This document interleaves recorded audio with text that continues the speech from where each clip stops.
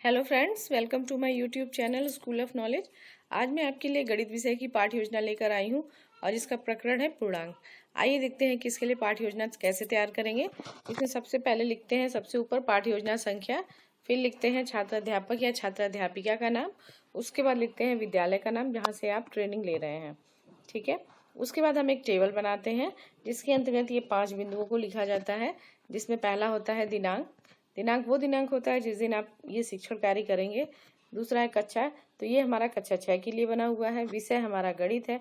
चक्र जो है 1 है और अवधि जो होती है 35 से 40 मिनट होती है। ठीक है, उसका नंबर आता है पूर्णांक का, प्रकरण का, तो प्रकरण हमारा है पूर्णांक। प्रकरण लिखने के बाद हम लिखते हैं सामान्य उद्देश्य। सामान्य उद्देश्य जो होता है वो गणित विषय से संबंधित होता है, तो आपको जितनी भी उद्देश्यों को बताना है वो गणित विषय को ध्यान में रखते हुए बताना है। तो इसमें हमने 5 उद्देश्यों को दिया हुआ है। तो पहला उद्देश्य है छात्रों में गणित विषय के प्रति रुचि उत्पन्न करना। दूसरा है छात्रों की तार्किक शक्ति का विकास करना। तीसरा, छात्रों द्वारा समस्याओं को हल करने में उनके गति की वृद्धि करना। चौथा, छात्रों को व्यवहारिक रूप में गणित का ज्ञान देना। और पांचवा है छात्रों को बौद्धिक एवं मानसिक शक्ति का विकास करना। तो ये 5 हो गए हमारे सामान्य उद्देश्य। सामान्य उद्देश्य के बाद नंबर आता है विशिष्ट उद्देश्य का। तो विशिष्ट उद्देश्य जो है 3 तरह के दिए जाते हैं। तो पहला विशिष्ट उद्देश्य है वो है ज्ञानात्मक उद्देश्य। उसके अंतर्गत हम लिखते हैं ज्ञानात्मक, जैसा कि नाम से स्पष्ट है कि छात्रों को क्या होगा, ज्ञान प्राप्त होगा, उसके बारे में जानकारी प्राप्त होगी। तो इसमें हम लिखेंगे कि छात्र पूर्णांक संख्याओं के बारे में जान सकेंगे और छात्र पूर्णांक संख्याओं के गुणधर्मों को जान सकेंगे। ठीक है, उसका जो दूसरा उद्देश्य होता है वो होता है बोधात्मक उद्देश्य। बोधात्मक उद्देश्य में हम लिखते हैं कि छात्र जो है धन तथा ऋण संख्याओं को समझ सकेंगे। पहले तो उसको जाने, अब क्या करेंगे, उसको समझने की कोशिश करेंगे कि समझेंगे क्या होती हैं। छात्र धन तथा ऋण पूर्णांक संख्याओं को समझ सकेंगे और छात्र पूर्णांक संख्याओं को संख्या रेखा पर प्रदर्शित कर सकेंगे। ठीक है, उसका जो तीसरा उद्देश्य होता है वो है क्रियात्मक उद्देश्य। नाम से स्पष्ट है क्रियात्मक उद्देश्य, मतलब कि इसमें छात्र अब खुद से करेगा। टीचर ने उसे बता दिया, उसने समझ लिया, अब वो खुद से करने की कोशिश करेगा। तो इसमें लिखेंगे कि छात्र दैनिक जीवन में पूर्णांक संख्याओं से संबंधित तथ्यों को हल कर सकेंगे और छात्र ऋणात्मक तथा धनात्मक पूर्णांक संख्याओं में अंतर कर सकेंगे। ये हो गया हमारा विशिष्ट उद्देश्य। विशिष्ट उद्देश्य के बाद नंबर आता है सहायक सामग्री का। तो इसमें हम लिख लेते हैं कि प्रकरण से संबंधित चार्ट पेपर, लपेट श्यामपट्ट, संकेतक, चौक, डस्टर आदि जो है आपकी सहायक सामग्री हो गई। पूर्व ज्ञान में हमेशा लिखते हैं कि छात्रों को हमेशा कुछ न कुछ जरूर ज्ञान होता है, पूर्व ज्ञान होता है, और उसी पूर्व ज्ञान से हम उनको नवीन ज्ञान की ओर ले जाते हैं। ठीक है, तो पूर्व ज्ञान में हम लिखते हैं कि छात्रों को प्रकरण से संबंधित तथ्यों की सामान्य जानकारी है। उसके बाद नंबर आता है प्रस्तावना प्रश्न का। प्रस्तावना प्रश्न जो होता है इसमें हम जो है प्रकरण निकलवाने की कोशिश करते हैं बच्चों से। जो उनका पूर्व ज्ञान है उसके आधार पे हम प्रकरण निकलवाने की कोशिश करते हैं। तो आइए देखते हैं किस तरह से प्रकरण निकालते हैं। इस तरह से टेबल बनाते हैं जिसमें 3 कॉलम होता है। पहला है क्रम संख्या, दूसरा है छात्राध्यापक या छात्राध्यापिका कथन, और तीसरा है छात्र कथन। तो शिक्षिका प्रश्न करती है, बच्चों ये बताओ गिनती की संख्याएं कौन कौन सी हैं। तो बच्चे क्या जवाब देंगे कि 1 2 3 4 5 6 7 8, वो अपना अपने हिसाब से बता देंगे। ठीक है, उसके बाद आपने यहाँ से जो बच्चों ने आंसर दिया आपने फिर वहीं से क्वेश्चन उठाएंगे कि अच्छा 1 2 3 4 आदि ये किस तरह की संख्याएं हैं, या इनको कौन सी संख्या कहते हैं। तो बच्चे क्या बता देंगे कि 1 2 3 4 जो है ये है प्राकृतिक संख्या होती हैं। ठीक है, क्योंकि इसके पहले वाले चैप्टर में प्राकृतिक संख्या के बारे में पढ़े हैं, तो तुरंत बता देंगे कि 1 2 3 4 जो है प्राकृतिक संख्याएं होती हैं। फिर अगला क्वेश्चन प्राकृतिक संख्या को लेके पूछ लेंगे कि यदि प्राकृतिक संख्या के साथ शून्य को भी लिखे तो ये कौन सी संख्या कही जाएगी।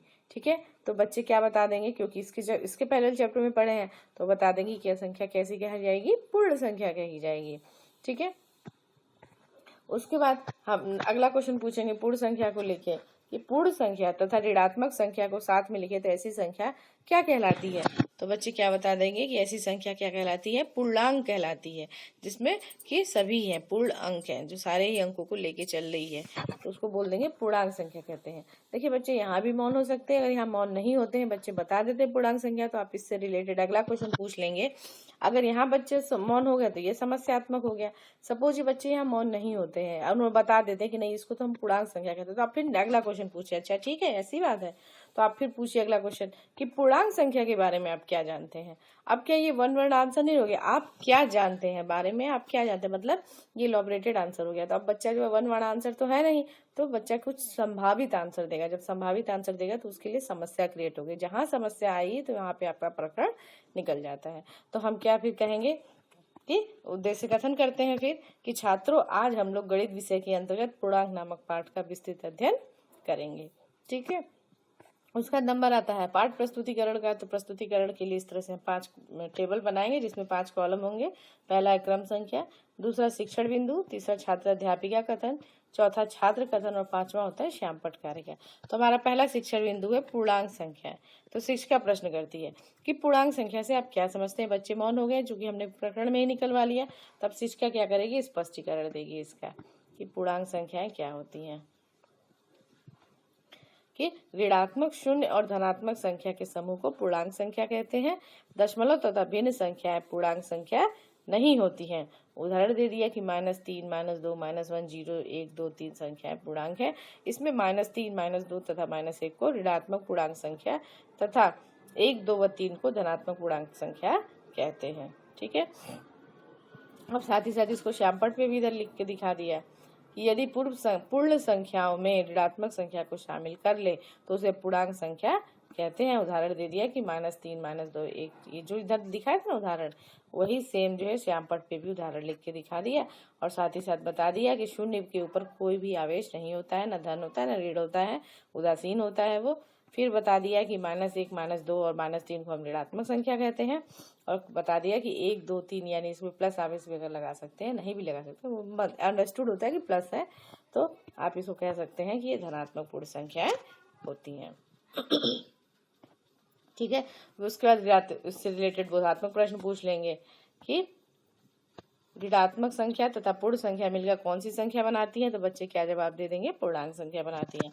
फिर पूछा क्या भिन्न पूर्णांक संख्या है, तो छात्र क्या जवाब देंगे कि नहीं, भिन्न जो है पूर्णांक संख्या नहीं होती है। ठीक है, उसका दूसरा शिक्षण बिंदु शुरू करेंगे। दूसरा शिक्षण बिंदु है संख्या रेखा पर पूर्णांकों का निरूपण। तो संख्या रेखा पर शिक्षिका प्रश्न करती है कि संख्या रेखा पर पूर्णांकों का निरूपण कैसे करते हैं। तो बच्चे क्या मौन हो जाएंगे। तो जब जैसे ही बच्चे मौन होंगे शिक्षिका स्पष्टीकरण देगी कि क्या है संख्या रेखा। संख्या रेखा एक सीधी रेखा होती है जिसके मध्य यानी कि केंद्र में शून्य होता है। शून्य के बाईं तरफ ऋणात्मक संख्या होती है तथा शून्य के दाईं तरफ धनात्मक संख्या को प्रदर्शित करते हैं। उदाहरण दे दिया -4 से +4 तक की पूर्ण संख्या को संख्या रेखा पर निरूपण निम्नवत करते हैं। कैसे निम्नवत करते हैं, उन्होंने ये डायग्राम बना के दिखा दिया कि एक संख्या रेखा सीधी लाइन खींच दी और उसके ऊपर 0 से लेके -4 से लेके +4 तक की संख्या को निरूपित करके दिखा दिया। ठीक है, बीच में शून्य हो गया, इधर की ओर जो है ऋणात्मक संख्या होगी, इधर धनात्मक संख्या हो गई। ठीक है, और क्या बताया कि पूर्णांकों को ऊर्ध्वाधर रेखा पर भी दिखा सकते हैं। जैसे अभी तो हमने क्या देखा था कि ऐसे पैरेलल लाइन खींच के दिखा दिया था ना, हम इसको अब वर्टिकल भी दिखा सकते हैं, ऊर्ध्वाधर रेखा पर भी दिखा सकते हैं, जिसमें ऊपर की दिशा को धनात्मक तथा नीचे की दिशा को ऋणात्मक माना जाता है। अब इसको क्या किया, श्यामपट्ट पे लिख के दिखा दिया इधर की ओर कि संख्या रेखा क्या है, वह रेखा जिस पर धनात्मक शून्य तथा ऋणात्मक पूर्णांक को दर्शाते हैं संख्या रेखा कहलाती है। और फिर उदाहरण दे दिया इसको, यहाँ इसमें उदाहरण में ऊर्ध्वाधर रेखा पे समझा दिया कि ऊपर की ओर बीच में शून्य होगा। ठीक है, और ऊपर की ओर जो हो गई प्लस संख्या हो गई और नीचे की ओर कौन सी संख्या हो गई, माइनस संख्या हो गई। ठीक है, ये ऊर्ध्वाधर रेखा पे भी समझा दिया। फिर इससे रिलेटेड बोधात्मक प्रश्न पूछ लेंगे कि संख्या रेखा पर किन संख्याओं का निरूपण करते हैं। तो किन संख्याओं का, धन संख्या, धन पूर्णांक का, शून्य का तथा ऋण पूर्णांक का निरूपण करते हैं। बच्चे जवाब दे देंगे। फिर दूसरा क्वेश्चन पूछेंगे कि -2 और +3 के बीच के सभी पूर्णांक लिखिए। तो बच्चे क्या बता देंगे, -2 के बीच के पूर्णांक तो कौन कौन से आएंगे, -2 के बाद क्या आता है, -1 आ गया, 0 आ गया, +1 आ गया, +2 आ गया, उसके बाद तो +3 आता ही आता है। तो -2 और +3 के बीच में कुल पूर्णांकों की संख्या कितनी होगी, ये भी क्वेश्चन पूछ सकते हैं। तो कितनी हो गई, 4 हो गई। ठीक है, तो ऐसे भी क्वेश्चन पूछा जा सकता है। उसका तीसरे शिक्षण बिंदु का नंबर आता है। तीसरा शिक्षण बिंदु है पूर्णांकों का निरपेक्ष मान। ठीक है, तो शिक्षिका प्रश्न करती है कि पूर्णांकों के निरपेक्ष मान से आप क्या समझते हैं। तो बच्चे क्या है, मौन हो जाएंगे। जब बच्चे मौन हो जाएंगे तो इस चीज का स्पष्टीकरण देगी कि किसी संख्या, मान लिया कि कोई संख्या a है, कहती किसी संख्या a का निरपेक्ष मान उसका संख्यात्मक मान होता है, इसे मॉड a, ये जो सिंबल है ना ऐसे ऐसे करके, तो इसके अंदर जब दो पैरेलल लाइन खींच दिया तो इसको मॉडुलस बोलते हैं। तो इसे मॉड a से प्रदर्शित, मॉड रेखा जो है इसे प्रदर्शित करते हैं। ठीक है, उदाहरण दे दिया कि सपोज हमें +5 का निरपेक्ष मान निकालना है, तो हम क्या लिखेंगे, +5 का निरपेक्ष मान निकालने के लिए क्या करेंगे, प्लस लिख के इसको ऐसे से कर देंगे। तो ये कितना आएगा, +5, जिसका निरपेक्ष मान निकालना है तो सिर्फ 5 आएगा। निरपेक्ष मान का मतलब क्या होता है कि उसके साथ जो कुछ भी लगा है उसको हम नेग्लेक्ट कर दें, चाहे वो प्लस निशान हो चाहे माइनस, हम मान के चलते कि उसके ऊपर कोई आवेश नहीं है, ना धनात्मक संख्या है, वो ऋणात्मक संख्या, मतलब उसके ऊपर ना ऋण का आवेश ना धन, मतलब न्यूट्रल है वो। ठीक है, तो हर हाल में वो पॉजिटिव संख्या 2 ही है, उसके ऊपर कोई आवेश नहीं है, ना धनात्मक संख्या है ना ऋणात्मक संख्या। ठीक है, फिर दे दिया कि जहाँ a एक पूर्णांक है, और ये क्या है, एक पूर्णांक संख्या के बारे में बताया। ठीक है, उसका जिसको उदाहरण ये इधर श्यामपट्ट पे भी लिख के दिखा दिया कि संख्या a के लिए कि किसी संख्या का निरपेक्ष मान उसका संख्यात्मक मान होता है, इसे मॉड a से संकेत से प्रदर्शित करते। उदाहरण दे दिया कि मॉड a निरपेक्ष मान a का जो है ए ही होगा, चाहे वो प्लस मान हो या माइनस हो, वो ए ही होगा। ठीक है, संख्यात्मक मान होगा, उसके ऊपर कोई आवेश नहीं होगा।